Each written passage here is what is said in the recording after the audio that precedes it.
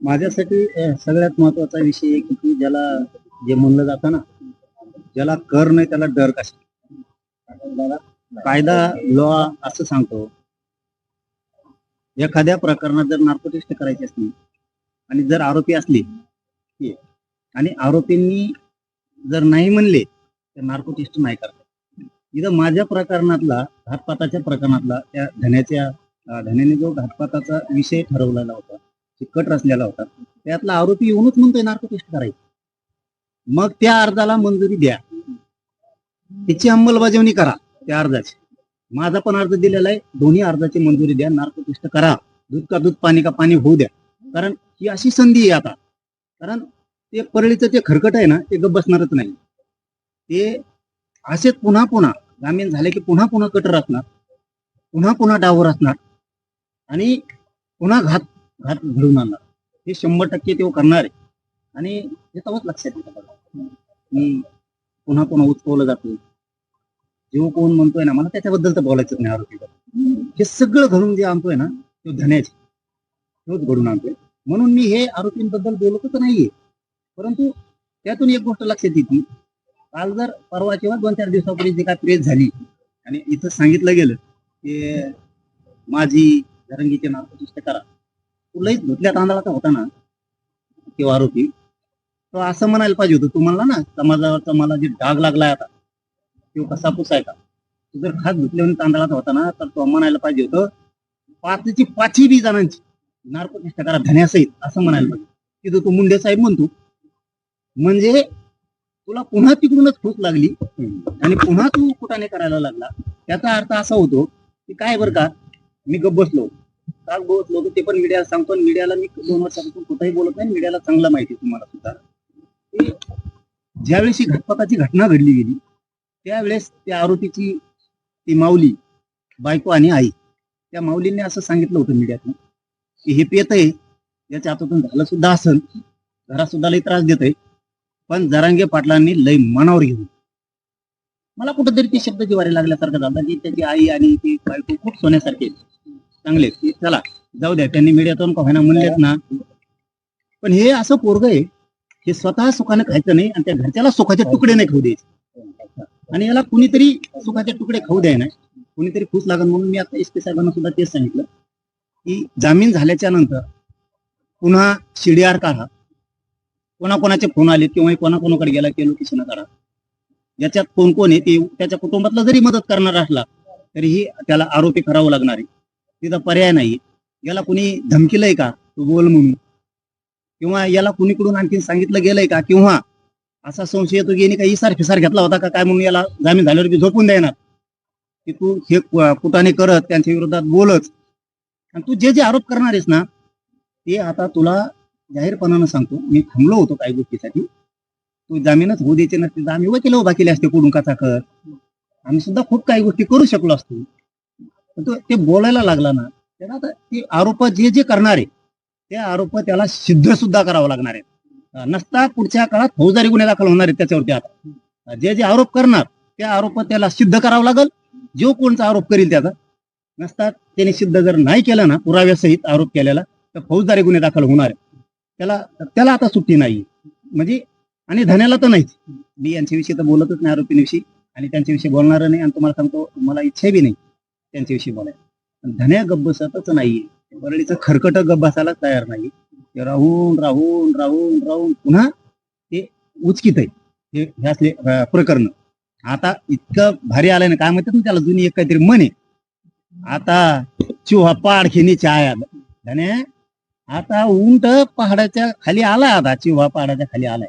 त्याचं कारण असं आहे की आरोपी जो करणार आहे, घातपात घडून आणणार आहे, कट रचणार आहे, त्याचं नाव नाही घेत ते.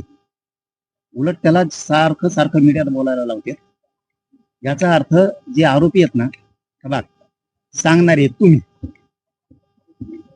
आरोपी, घातपात धन्यानी ठरवलंय म्हणून रेकॉर्डिंग घ्या तुमच्या मोबाईलची, आमच्या नाही. सगळ्या गोष्टी त्या तुमच्या. तुम्ही जर आता मीडियात येऊन म्हणत असलात की आम्ही तर रचलंय आणि तिकडून नाहीच आहे, तुम्हीच सांगितलेलं आहे तुमच्या बैठका त्याच्या संघ रेस्ट हाऊसला झाल्या त्या परळीच्या खरकाट्या संघ. आणि आता अशी योग्य वेळ आली की आरोपीच जर म्हणतोय नार्को टेस्ट करा तर तपास यंत्रणेनं ते अर्ज आता कोर्टापुढे ठेवला पाहिजे, त्याला मंजुरी घेतली पाहिजे, त्याची अंमलबजावणी केली पाहिजे. आणि त्या तीनही आरोपीची नार्को टेस्ट आता तपास यंत्रणेनं मागायला पाहिजे. आणि त्या परळीच्या खरकाट्याची धन्याची पण आणि माझी पण एकूण 5 जणांची होणं गरजेचं आहे आता. कारण आरोपी म्हणतोय, एक तर आरोपी जर नाही म्हणला ना नार्को टेस्टला तर नाही करता येत. आता आरोपीच म्हणतोय म्हणल्यावर किती भारी झाला. आता ह्यो जर तिथं गेला नसेल तर नार्को टेस्ट मध्ये येणार नाही ना. आणि गेला असेल, याला जर धन्याला किंवा त्याच्या त्या पीएने कुणी बीडचं आहे ना ते त्यांना बोलला असेल तर नार्को टेस्ट मध्ये येणार ना ते. म्हणजे धन्या ऑटोमॅटिकच येतोय आता. म्हणून याची नार्को टेस्ट होणं खूप गरजेचं आहे. म्हणून आता यांनी तो अर्ज तपास यंत्रणेने कोर्टात दाखल करून त्याला मंजुरी घेणं गरजेचं आहे नार्को टेस्टसाठी. आणि यांचा जामीन रद्द करून यांची अंडर ट्रायल सुरू करणं गरजेचं आहे. पोलीस अधीक्षकांनी काय सांगितलं याने सांगणार मी मीडियाला बाहेर. पण 100% हे सगळे काल कॉल रेकॉर्डिंग व्हायरल झाली. घालू अशा प्रकारचा संवाद आहे, त्याच्याकडे कसं बघता पाटील? मोजीत असलेला गोळ्यांकाळे तू इथं तू ये क्षेत्रीय मराठा काय असं तुला पहिल्यांदिस कोणाची रेकॉर्डिंग? बोट सुद्धा घरी नाही जाणार, अंग तर नाही जाणार पण बोट सुद्धा घरी नाही जाणार त्याचा. तू ये तर मनोज जरांगे यांच्या आंदोलनाबाबत सगळ्या गोष्टी मला माहिती आहे. सगळं बाहेर काढलं. आरोपी अमोल यांनी इशारा दिला. बाबा या विषयावर भरकटायचंच नाही आता, याच्यावर बोल आता. आधी तुला आंदोलनाचं काय जे माहितीये ना ते विषय भरकुटूच नको. याच्यावर भरकटायसाठी तुला लागलेला डाग पुसणारच नाहीये. त्याचं कारण सांग. दुसऱ्या जातीच्या लोकांना खुश करायसाठी तू आपल्या जातीला डाग लावतो काय? पुढे ते 4 टकूचे टोळीतले ते तुला कमेंट करणार तू बोलल्यावर. आणि मग तुला वाटणार का तो आहे मग जनता आहे ते तुला पॉझिटिव्ह अशा कमेंट करणार ते टोळीतले. आणि मग त्याच्यावर तू समजणार का तो ह्या मागं लय जनता आहे, त्याच्यावर तू पाऊल उचलणार का तू? आणि तुला जे काय आरोप करायचे ना आंदोलनातले तू जे जे आरोप करणार आहे त्याचे तुला पुरावे सहित सिद्ध करावं लागणार हे ध्यानात ठेव. नसता फौजदारी गुन्हे येतात पुढं आता तू बघ काय काय होत. तू फक्त नीट रोखणुकीतून पुढं त्यांनी एकच काम करायला पाहिजे होता.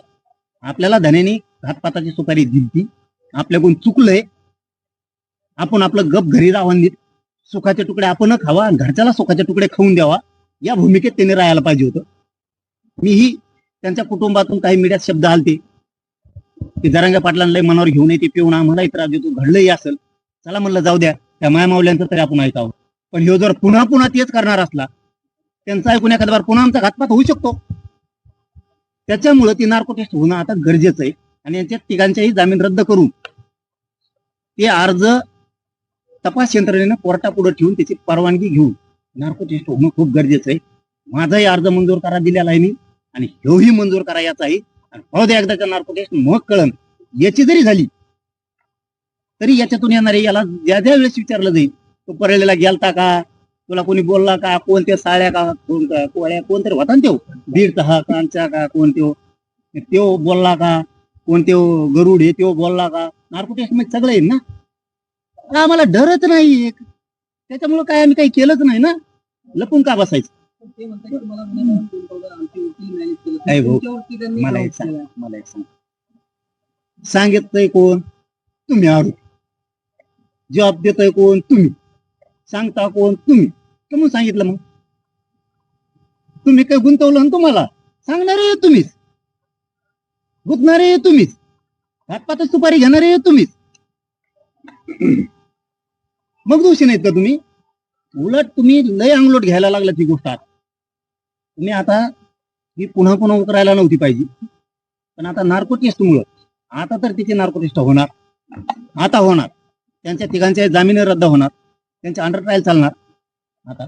आणि त्यांच्या आता लक्षात येईल की नार्को टेस्ट एक अशी विषय तज्ञ सांगतात तिथं माणूस खोटं बोलतच नाही. आणि मग तिथं आता विचारणार आहे तो काय काय केलंय, कुठं कुठे गेलाय.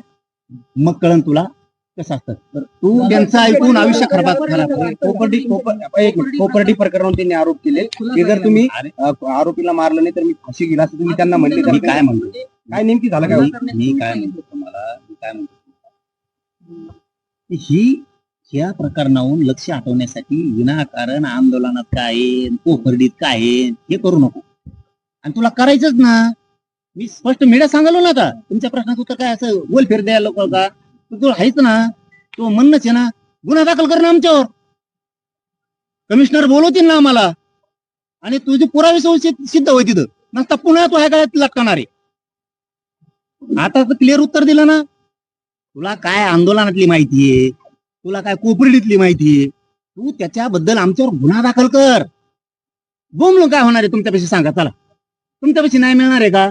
तू गुन्हा दाखल कर. कमिशनर आम्हाला बोलवतील पण पुराव्यानिशी सिद्ध हो, नसता इथून पुढे तुझ्यावर पलटणार आहे सगळं. आता आरोप करताना विचार करून कर.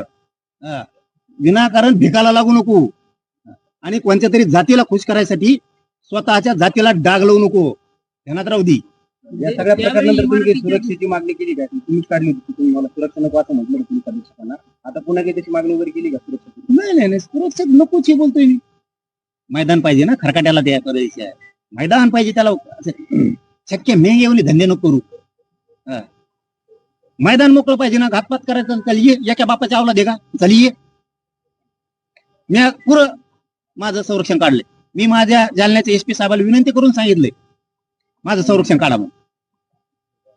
तुम्ही ये, तुला का व्हायचं तवा असले नको रे हिजडे धंदे करू. याला पाठवून त्याला पाठवून घातपात करायला लाव आणि आता त्याच आरोपीच्या तोंडून पुन्हा वकून घ्यायला लागला आणि फक्त आमच्या दोघांचेच नाव घेतोय. तू जर धुतल्या तांदळून होता तो आरोपी, त्यांनी सगळ्याचे नार्को टेस्ट करा म्हणायला पाहिजे होतं, मग तरी पटलं असतं आम्हाला. तो आमचे दोनच घेतून त्यांना साहेब म्हणतो. याचा अर्थ हे खरकट परळीचं पुन्हा एकदा यांच्या खांद्यावर बंदूक ठेवून स्वतःचा साधायला लागलाय आणि पुन्हा मराठ्यात लावून द्यायला लागलाय. आणि हे याच्या खांद्यावर बंदूक ठेवून पुन्हा घातपात करायचा कट पुन्हा धान्याने रचलाय. याच्यात अशी शंका त्याच्या कालच्यापासून यायला लागली. लाईक करा, कमेंट करा आणि हो सबस्क्राईब करायला विसरू नका.